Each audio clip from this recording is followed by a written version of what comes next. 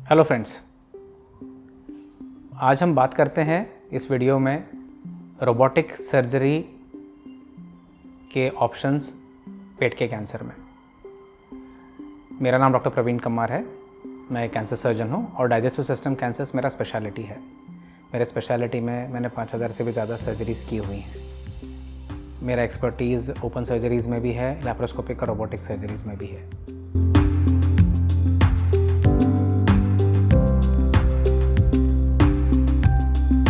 तो दोस्तों, आज के वीडियो का टॉपिक है कि क्या रोबोटिक सर्जरी स्टमक कैंसर के सर्जरी में पॉसिबल है क्या।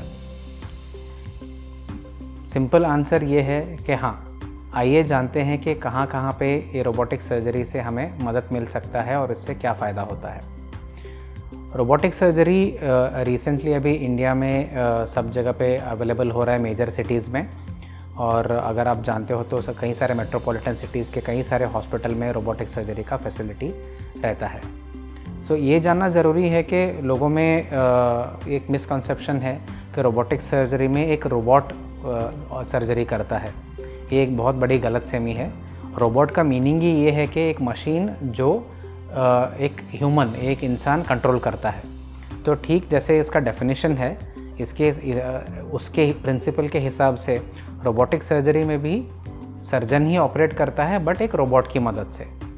ये रोबोटिक सर्जरीज़ में एक रोबोट जो रहता है, जिसको हम ये पेशेंट कार्ट बोलते हैं, ये पेशेंट के साइड पे रहता है।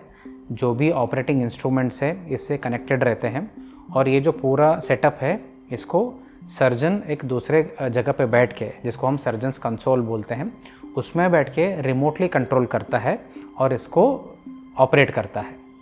ये लगभग ऐसा ही है कि जैसे कोई गाड़ी चला रहा है या मतलब एरोप्लेन चला रहा है, जहाँ पे आप कंट्रोल दबाते हो या ब्रेक दबाते हो, स्टीयरिंग घुमाते हो तो गाड़ी रिस्पॉन्ड करता है या एरोप्लेन रिस्पॉन्ड करता है। ठीक इसी तरह यहाँ पे भी सर्जन एक 3 डायमेंशनल विजन मिलता है उसको सर्जन कंसोल पे, और वो देख के अपने हाथों की मदद से वो दूसरे इंस्ट्रूमेंट्स को चलाता है और इसके हिसाब से सर्जरी रोबोट परफॉर्म करता है। दोस्तों, ये तो था कि रोबोटिक सर्जरी के ऊपर एक ब्रॉड ओवरव्यू। तो रोबोटिक सर्जरी स्टमक में पॉसिबल है क्या? बिल्कुल है। और जैसे हम ओपन सर्जरी में करते हैं स्टमक कैंसर का सर्जरी, ठीक उसी तरह रोबोटिक में भी हम स्टमक कैंसर का सर्जरी कर सकते हैं। प्रिंसिपल्स लगभग वही रहते हैं, जहाँ पे हमने दूसरे वीडियो में भी डिस्कस किया कि स्टमक कैंसर के इर्द गिर्द का हमें 3 से 5 सेंटीमीटर का नॉर्मल टिश्यू भी निकालना रहता है। उसके बाद लिम्फ नोड्स भी क्लियर करने रहते हैं, जिसको हम लिम्फेडेक्टमी बोलते हैं। और इसके बाद स्टमक के निकालने के बाद अतड़ी को भी जाके उधर जोड़ना रहता है। तो ये सब चीज़ों को हम रोबोटिक तरीके से भी कर सकते हैं। तो सर्जरी भले ही रोबोटिक तरीके से हो या ओपन तरीके से हो या लैप्रोस्कोपिक तरीके से हो, सर्जरी रहता वही है, बट जिस हिसाब से हम करते हैं वो अलग हो सकता है। तो ओपन सर्जरी से रोबोटिक सर्जरी का क्या एडवांटेज है? एक तो एडवांटेज है क्योंकि रोबोटिक सर्जरी जैसे लैप्रोस्कोपिक सर्जरी होता है, हम की होल यूज़ करते हैं, जहाँ पे हम छोटा छोटा चीरा मार के हम इंस्ट्रूमेंट डालते हैं, तो बड़ा घाव हम नहीं देते हैं पेशेंट को। इससे दर्द कम होता है, ब्लड लॉस कम होता है, रिकवरी फास्ट होता है, हॉस्पिटल में स्टे भी सिग्निफिकेंटली कम रहता है। तो ये एडवांटेजेस है। इसके साथ इसका घाव भी बहुत छोटे छोटे रहते हैं, तो घाव भरने के बाद कई पेशेंट्स में घाव दिखता भी नहीं है कि कोई बड़ा सर्जरी हुआ है। तो इसके साथ ही एडेड एडवांटेजेस रहते हैं जब आप पूछोगे कि लैप्रोस्कोपिक सर्जरी से रोबोटिक सर्जरी का क्या एडवांटेज है। वैसे ब्रॉडली स्पीकिंग देखा जाए तो लैप्रोस्कोपिक और रोबोटिक सर्जरीज़ में ज़्यादा डिफरेंस नहीं है। एक स्किल्ड सर्जन उतने ही स्किल से लैप्रोस्कोपिक सर्जरी भी कर सकता है और रोबोटिक सर्जरी भी कर सकता है और सेम रिज़ल्ट आपको दे सकता है। बट कई सारे टाइम पे थोड़े बहुत टेक्निकली कॉम्प्लेक्स एरियाज़ या कॉम्प्लेक्स केसेस होते हैं, जहाँ पे एक डिसेक्शन अच्छे से करना होता है और कॉम्प्लेक्स एरियाज़ को डील करना होता है। यहाँ पे रोबोट का थोड़ा एडिशनल एडवांटेज हो सकता है लैप्रोस्कोपिक के सर्जरी के कंपैरिजन में। तो ये तो था डिफरेंस के लैप्रोस्कोपिक सर्जरी और रोबोटिक सर्जरीज़ में। और क्या क्या डिफरेंसेस हैं?